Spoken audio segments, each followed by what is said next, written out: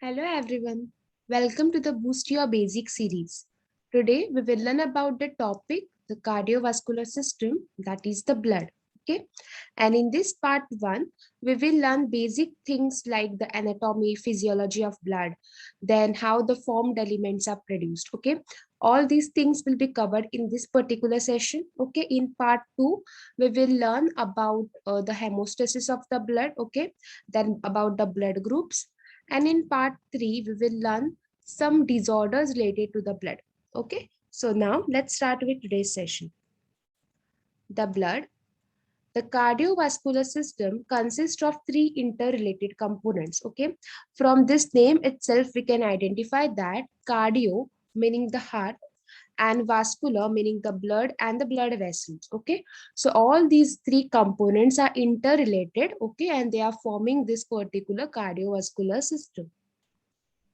Now, functions and properties of blood. So, blood is a liquid connective tissue that consists of cells surrounded by a liquid extracellular matrix. Okay, and this extracellular matrix, okay, is nothing but our blood plasma, and it suspends various cells like RBCs, WBCs, okay, and cell fragments like platelets.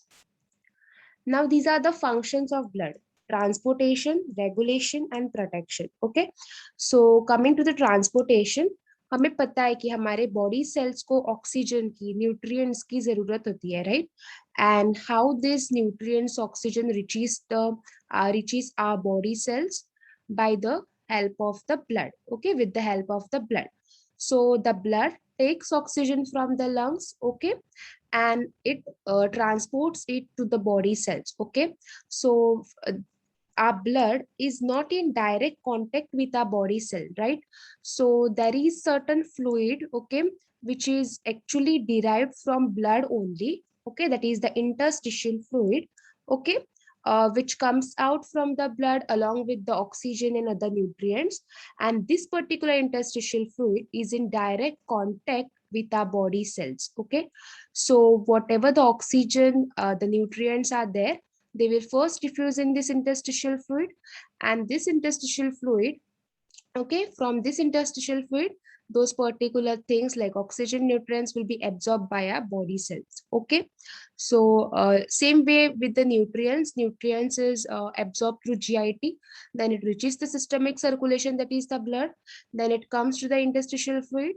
From interstitial fluid it will absorb by the cells. Okay, so this interstitial fluid actually baths our body cells. Okay, then the metabolic waste and the carbon dioxide which are there, okay, they go in reverse direction, like they come from body cells, they are diffused into the interstitial fluid, and from interstitial fluid they are going back to the blood. Okay, and blood then carries them to the excreting organs of the body, like carbon dioxide is taken to the lungs, okay, where it is exhaled, and other things like metabolic waste will be taken through different excreting organs like liver, kidney, skin. Okay, so this is the function of blood. Okay, that is the transportation.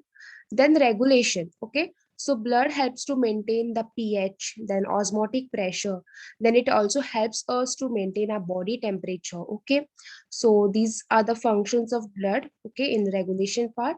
And in protection, okay, we know that in case of heavy bleeding, okay, in case of hemorrhage, okay, severe loss of blood, okay, this can be prevented or this can be stopped by a blood clotting process. Okay, so blood clotting actually helps to prevent the excessive loss of the blood. Okay, then also different diseases, okay, our blood has capacity to fight against different diseases, right, with the help of WBCs. So various type of WBCs and all, so that is the function of blood in protection. Okay, in protection part, so these three are the main basic general functions of blood, that is the transportation, regulation, and protection. Okay, now physical characters of the blood. The temperature of blood is 38 degrees Celsius, that is around 100.4 degree Fahrenheit, that is about 1 degree Celsius. Okay, this is 1 degree Celsius higher than the oral or rectal body temperature. It is slightly alkaline, pH ranging from around 7.35 to 7.45. Okay, the color of the blood varies with its oxygen content. When saturated with oxygen, it is bright red. When unsaturated with oxygen, it is dark red. Okay, saturated, it is bright red. Unsaturated, it is dark red. The blood volume is around 5 to 6 liters in average sized adult male and 4 to 5 liters in average sized adult female. Okay, 5 to 6 in adult male and 4 to 5 liters in adult female. Okay, remember this. Composition of the blood. Now we'll see the composition of the blood. So if we see our body weight, okay, it is composed of whole blood, that is around 8%, and other fluids and tissues, okay, that comprises of around 92%. Okay, so now this whole blood is divided into two parts, that is blood plasma, that is around 55%, and the formed elements, that is around 45%. Okay, so this blood plasma, that is around 55%, is composed of proteins, okay, that is 7%, then water, that is around 91.5%, and other solutes, that is 1.5%.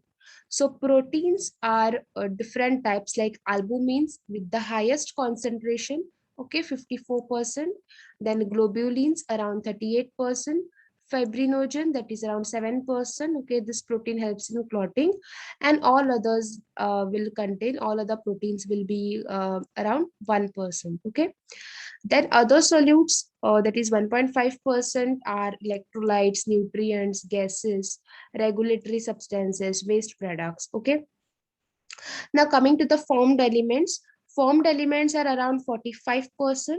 They are composed of platelets, that is 150,000 to 400,000. Okay, that per microliter. Then white blood cells are 5,000 to 10,000 per microliter. And these white blood cells are again different types, like neutrophils around 60 to 70% with the highest concentration, lymphocytes around 20 to 25%, monocytes around 3 to 8%, eosinophils around 2 to 4%, and basophils around 0.5 to 1%. Okay, remember these ranges. And red blood cells are around 4.8 to 5.4 million, okay, per microliter. Now the formation of blood cells. Okay, the formation of blood cells, okay, the formation of this formed elements, that is the platelets, then white blood cells, red blood cells, okay, is called as hemopoiesis or hematopoiesis. Okay, before birth, hemopoiesis first occurs in the yolk sac of an embryo and later in the liver, spleen, thymus, and lymph nodes of a fetus. Okay, first, before birth, first it occurs in the yolk sac of an embryo and later in liver, spleen, thymus, and lymph nodes of a fetus. Okay, then red bone marrow becomes primary site of hemopoiesis in the last 3 months, okay, before birth, and continues as the source of blood cells after birth and throughout the life. Okay, so red bone marrow is the primary site, okay, before last 3 months of birth and after the birth, and continues throughout the life. Okay, so whenever the child is born, the newborn child, okay, that particular child will contain only red bone marrow. Okay, that particular child will not have this yellow bone marrow. The newborn child will have only the red bone marrow. Okay, but as the child ages, okay, जैसे जैसे वो बड़ा होता है वैसे वैसे some of the red bone marrow will be converted into yellow bone marrow. Okay, but whenever there will be an emergency situation, okay, whenever there will be a heavy loss of the blood, okay, that time what will happen, some of this yellow bone marrow can again form the red bone marrow. Okay, so how this happens? This happens by the red bone marrow cells contain some pluripotent stem cells, right? So this stem cells will be transported to the yellow bone marrow, and there they will reproduce and they will convert this yellow bone marrow okay, some part of this yellow bone marrow to the red bone marrow. Okay, yellow bone marrow you can find here. Okay, now our red bone marrow is present at the epiphysis of the bone. Okay, epiphysis means this rounded portion which you can see. Okay, so this rounded portions, this epiphysis contains porous. They are porous. Okay, they are porous in nature, and in these pores we have our tissue, that is the red bone marrow. Okay, now, red bone marrow is highly vascularized connective tissue located in the microscopic spaces between the trabeculae of the spongy bone tissue. Okay. Now, it is present chiefly in the bones of the axial skeleton, pectoral and pelvic girdles, okay, and the proximal epiphysis of the humerus and femur. Okay. Now, about 0.05% of the red bone marrow cells are derived from the mesenchyma, tissues from which almost all connective tissues develop.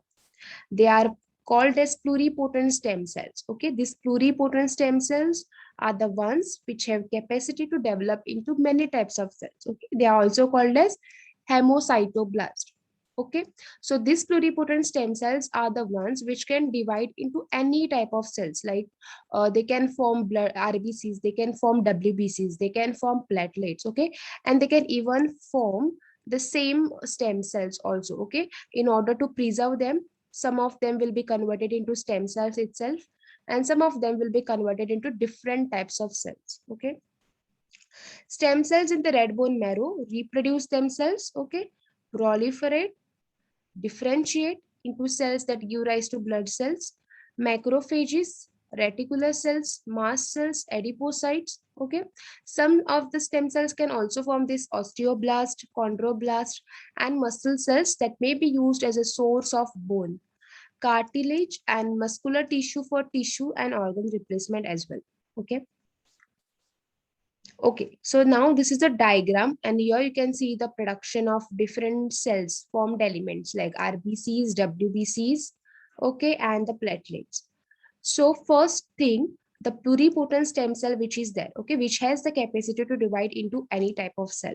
Okay, this again, this pluripotent stem cell will form two stem cell, that is myeloid stem cell and lymphoid stem cells. Okay, so this green color you can see, this particular is green color is denoting the progenitor cells. Okay, and this particular slightly blue color you can see, okay, this particular box represents the precursor cell or the blasts. Okay, so first this myeloid stem cells will form the progenitor stem cell, sorry, not stem cells, progenitor cells. Okay, these progenitor cells are the colony forming unit. Okay, and they will be specific, like for erythrocyte they will be colony forming unit erythrocyte. For for platelets they will be colony forming unit megakaryocyte. Okay, some will not have progenitor cells. Okay, some will not have this colony forming units, and other ones are the for the neutrophils and for the monocytes are the colony forming units granulocyte, macrophage. Okay, so coming to the erythrocyte, so this process of formation of this red blood cells is called as erythropoiesis. Okay, so first from this colony forming unit, that is the erythrocyte, we will get this proerythroblast, that is nothing but a precursor cell. Okay, and from this precursor cell, first the hemoglobin will be synthesized. Okay, and then this particular nucleus will be ejected out and will convert into reticulocyte. This reticulocyte will still contain some of the ribosomes, okay, some of the endoplasmic reticulum, some of the mitochondria, okay, and this reticulocyte will be transported in the blood. Okay, and in the blood, after 1 to 2 days, it will convert into mature RBCs, that is nothing but erythrocytes. Okay, then coming to the platelets. Platelets from this colony forming unit megakaryocytes, okay, this will convert into megakaryoblast, that is the precursor cells. Then they will form the megakaryocyte. Okay, this is the huge cell which undergo the fragmentation and will give us the platelets. Okay, that is nothing but thrombocytes. Then eosinophilic myoblast. Okay, here we are not having colony forming units directly from the myeloid stem cells. They will convert into eosinophilic myoblast, and from eosinophilic myoblast we will get a eosinophil. From basophilic myoblast we'll get a basophils. Okay, and then there is a colony forming unit, granular macrophage, where we have myoblast, okay, which will produce neutrophil, and monoblast, which will produce monocyte. So you have to remember one thing here, that eosinophil, basophil, and neutrophil are granular leukocyte. Okay, that means they will have granules in their cytoplasm. Leukocytes is nothing but WBCs. Okay, then lymphoid stem cells. So lymphoid stem cells, from this we have T lymphoblast. Okay, T lymphoblast forming the T cell or T lymphocyte, B lymphoblast forming the B cell or B lymphocyte, and natural killer lymphoblast will form the natural killer cells. Okay, now these things like monocytes, T cell, B cell, and natural killer cells are agranular leukocyte. That means they will not have granules in the cytoplasm. Okay, so this B lymphocytes will then form the plasma cells, and then these plasma cells will produce our antibodies. Okay, so this is a basic diagram of basic thing which are happening during the formation of our formed elements. Okay, several hormones called as hemopoietic growth factor regulate the differentiation and proliferation of particular progenitor cells. Okay, for example, erythropoietin, which is there. Okay, which controls, okay, which increases the number of red blood cells precursors, okay, the erythroblasts which are there. And this erythropoietin is produced primarily by the cells in the kidney that lie between the kidney tubules, okay, peritubular interstitial cells. Now, this thrombopoietin is a hormone, okay, which produced by the liver that stimulates the formation of platelets. Okay, erythropoietin will stimulate the formation of RBCs. Thrombopoietin will stimulate the formation of platelets. Okay, platelets or the thrombocytes from megakaryocytes. Now, cytokines. Cytokines are small glycoproteins that are typically produced by the cells such as red bone marrow cells, leukocytes, macrophages, fibroblasts, and endothelial cells. They generally act as a local hormones, either by autocrine or paracrine manner. Cytokines stimulate the proliferation of progenitor cells in red bone marrow and regulate the activities of the cells involved in non-specific defenses, such as phagocytes, and immune responses such as B and T cells. Okay, so we can see here that cytokines also play a very important role. The two important families of cytokines that stimulate white blood cell formations are colony stimulating factors and interleukins. Okay, so these are the hormones which are involved in the regulation of formed elements, okay, or in the formation of formed elements. Now, red blood cells. Red blood cells or the erythrocytes contain oxygen carrying protein, that is hemoglobin, which is pigment that gives the blood its red color. Okay, normal hemoglobin levels, okay, you have to remember this. In males, normal hemoglobin levels is around 13.8 to 17.2 grams per deciliter. Okay, deciliter is per 100 ml, or 138 to 172 grams per liter. Female, it is around 12.1 to 15.1 grams per deciliter. Okay, or 121 to 151 grams per liter. Now, RBC anatomy. So you can see here the structure of RBC. Okay, RBCs are the biconcave disc. Okay, their plasma membrane is strong and flexible. Okay, as you know, this particular RBCs has to travel through various narrow capillaries. Okay, in blood circulation. So because of that, they should be flexible in nature. Okay, and this biconcave shape also helps them to squeeze through this particular capillaries. Okay, then certain glycolipids in plasma membrane of RBCs are antigens that account for the various blood groups such as ABO and RH groups. Okay, now RBCs lack nucleus and other organelles. The cytosol of RBCs contain hemoglobin molecules. Okay, now you can see here the shape of the RBC. Why this is bent shape? Because the nucleus has been ejected from this particular RBC. Okay, the mature RBC will not contain the nucleus. Okay, or some of or the other organelles. Okay, they will not contain, or they will lack the nucleus and other organelles. Okay, now this particular shape helps to travel them through different capillaries, okay, narrow capillaries, because of their shape and their flexible nature. And this shape also helps to increase the surface area, okay, so that greater amount of exchange of the nutrients and oxygen will take place. Okay, now this is the structure of hemoglobin.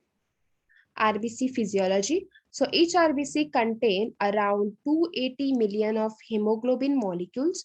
The hemoglobin molecule consists of protein called as globin, okay, composed of four polypeptide chains. Okay, you can see here beta polypeptide. Okay, there will be two beta polypeptide and there will be two alpha polypeptide chains. Okay, and the ring like non-protein part. Okay, protein part is the polypeptide chain and the non-protein part, okay, is the pigment called heme, is bound to each of the four chains. Okay, you can see in this particular structure there are four heme portions, you can see. Okay, so this heme is bound to each of the four chains.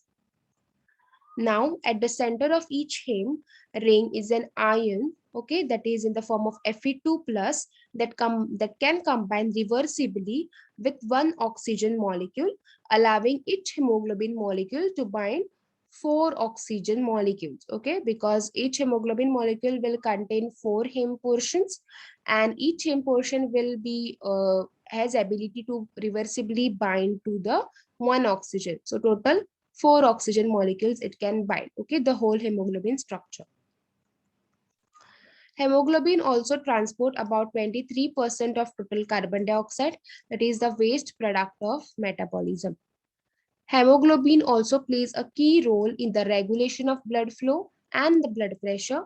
The gaseous hormone, that is nitric oxide, okay, NO, produced by the endothelial cells that line the blood vessels, binds to hemoglobin. Okay, and we know that NO is released and it causes the vasodilation.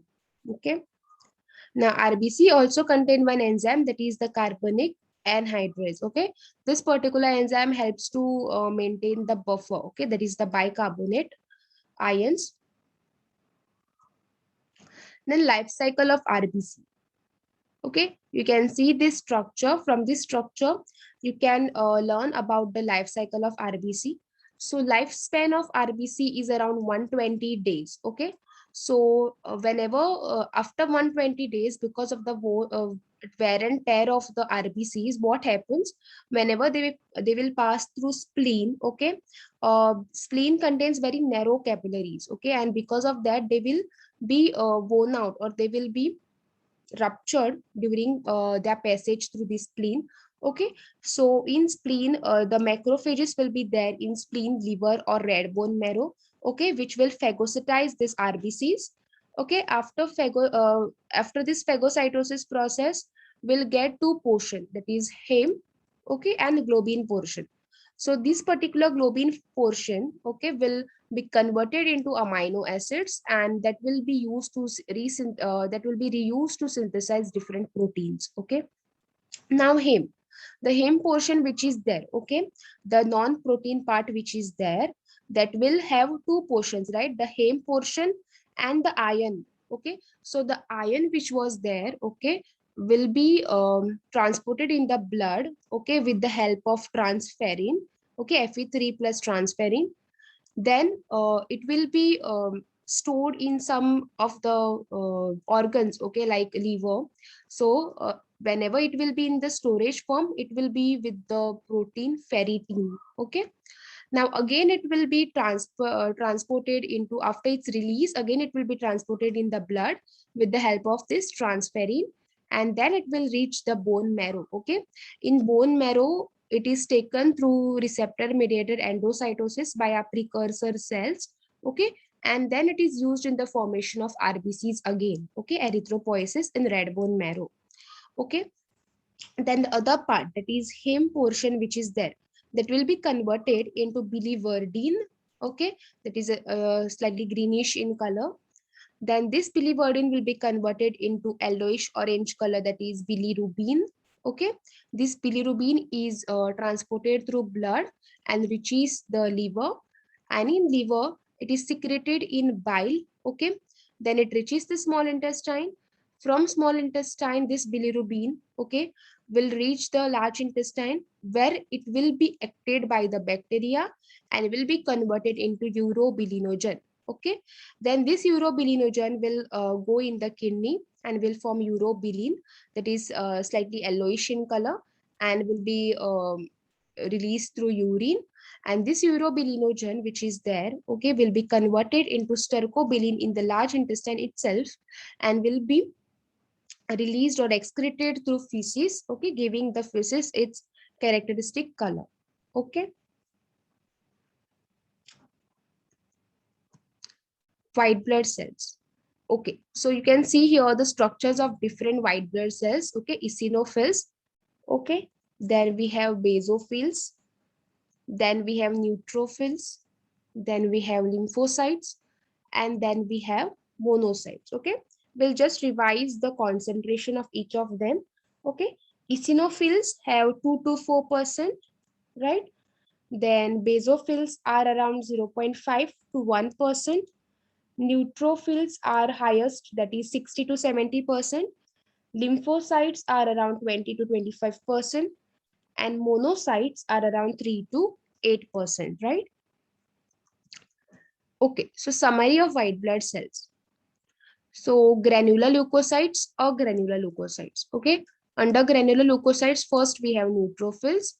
What is the functions of neutrophils? Phagocytosis. Okay, destruction of bacteria by with the help of lysozymes, then defensins, then strong oxidants such as superperoxide anion, hydrogen peroxide, and hypochlorite anion. Okay, it majorly helps in phagocytosis process. Then eosinophils combat the effect of histamine in allergic reactions, phagocytize the antigen antibody complexes, and destroy certain parasitic worms. Okay, then basophils. So basophils liberate heparin, histamine, and serotonin in allergic reactions that intensify the overall inflammatory response. Okay. Then agranular leukocytes. Agranular leukocytes will have lymphocytes and monocytes. Okay. So under lymphocytes, we have T cells, B cells, and natural killer cells. Okay. This will mediate immune response, including the antigen antibody reactions. B cells will develop into plasma cells. Okay. We have already seen this, right? They will develop into plasma cells, which will secrete the antibodies. T cell attack the invading viruses, cancer cells, and transplanted tissue cells, and natural killer cells attack a wide variety of infectious microbes and certain spontaneously arising tumor cells. Okay. Then monocytes, which are there, they are involved in phagocytosis. Okay. And after transforming into fixed or wandering macrophages, okay, they will be involved in phagocytosis. Significance of high and low blood WBC counts. Okay, so neutrophils. Okay, so if there is a high count of neutrophils, what it will indicate? It will indicate that there is a bacterial infection or burns or stress or inflammation. Okay, and low count will indicate that there is a radiation exposure. There has been radiation exposure or drug toxicity, vitamin B12 deficiency, systemic lupus erythematosus. Okay. Then lymphocytes, high count of lymphocytes will indicate viral infections, some leukemias. Okay, low count will indicate prolonged illness, immunosuppression, treatment with cortisol. Then monocytes, high count of monocyte will indicate that there is a viral or fungal infections, tuberculosis, some leukemias, and some chronic disease. And low count will indicate bone marrow suppression and treatment with cortisol. Okay, eosinophils will a high count will indicate the allergic reactions, parasitic infections, or any autoimmune disease. And the low count will indicate the drug toxicity and stress. Okay, then basophils, allergic reactions. Okay, high count will indicate the allergic reactions, leukemias, cancers. Okay, hypothyroidism, and low count will indicate pregnancy, ovulation, stress, and hyperthyroidism. Okay, platelets. So thrombopoietin or TPO is a hormone that will produced by the liver that stimulates the production of myeloid stem cells. Okay, which are further differentiated to form a platelets. So megakaryocytes, colony forming units are there. Okay, CSF, CFC. Then they will form the precursor cell, that is megakaryoblast. Okay. And then further we'll get a megakaryocytes, okay, which are the huge cells. They will undergo fragmentation and will produce our platelets or the thrombocytes. Okay. Platelets have short lifespan, that is around normally 5 to 9 days. Okay. So we have seen RBCs have lifespan of around 120 days. Then WBCs are having lifespan around few hours to around few days. Okay. Depending upon different types of WBC cells. And platelets have lifespan of around 5 to 9 days. Aged and dead platelets are removed by fixed macrophages in the spleen and liver. Okay. The granules contain chemicals that, once released, promote the blood clotting. Platelets help to stop the blood loss from damaged blood vessels by forming the platelet plug. Okay, this will learn in hemostasis. Okay, so we have now few MCQs to solve, but before that, if you want more such videos, you can just subscribe to our channel, Dharmesh Mehta GPAT. You can press the bell icon and you will be notified every time a video is posted. Okay, we also have free WhatsApp group. Okay, if you want to get added on that group or if you want to join our classes, you can just contact on these numbers. You can mention your name, your college name, okay, and we'll do the needful. Now MCQs, the question number 1, which of the following statement explains why red blood cells or the RBCs are highly specialized for oxygen transport? Okay, option the points are RBCs contain hemoglobin, RBCs lack a nucleus, RBCs have many mitochondria and thus generate ATP aerobically. The biconcave shape of RBCs provides a large surface area for the inward and outward diffusion of gas molecules, and RBCs can carry 4 oxygen molecules for each hemoglobin molecule. Okay, so question में क्या पूछा है कि which of the following statement explain the why the red blood cells are highly specialized for oxygen transport? Okay, so let's see the options. Okay, for before coming to the options, we'll we'll evaluate or we'll analyze these particular points only. Okay, so RBCs contain hemoglobin. Okay, so yes, hemoglobin is there, so it will be it will contain the oxygen. Okay, it will, one hemoglobin can carry 4 oxygen molecules, right? RBCs lack nucleus. Okay, so RBCs lack nucleus, so there is that particular shape, okay, which will help to contain or to store more amount of oxygen. Okay, so this will be also correct. So RBCs have many mitochondria, thus generate ATP aerobically. Oh, this is wrong, right? Because RBCs doesn't have mitochondria. Okay, they are lacking the cell organelles, right? So this particular statement will be wrong. The biconcave shape of RBCs provide large surface area for the inward and outward diffusion of gas molecules. Yes, this is absolutely correct. And RBCs can carry up to 4 oxygen molecules for each hemoglobin molecule, right? This is also correct. So our correct option will be 1, yes, 2, then 4. Okay, this third statement is wrong, right? And then we have 4 and we have 5. Okay, so correct option is B. Then serum differs from blood as it lacks antibodies, clotting factors, albumins, and globulins. Okay, so what is serum? Serum includes all proteins not used in blood clotting. Okay, all electrolytes, antibodies, antigens, hormones, and any exogenous substances. Okay, these all things are present in serum, and serum does not have RBCs, WBCs, platelets, or clotting factors. Okay, so the correct answer over here will be clotting factors, that is B.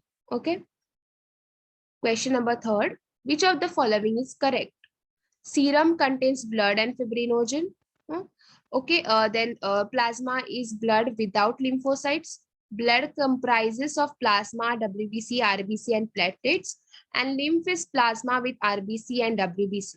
Okay, so serum contains blood and fibrinogen. Just now we have seen that serum doesn't contain the clotting proteins, right? So from by seeing this particular fibrinogen word will directly make this statement wrong, right? Then plasma is blood without lymphocytes. Okay, this is also wrong.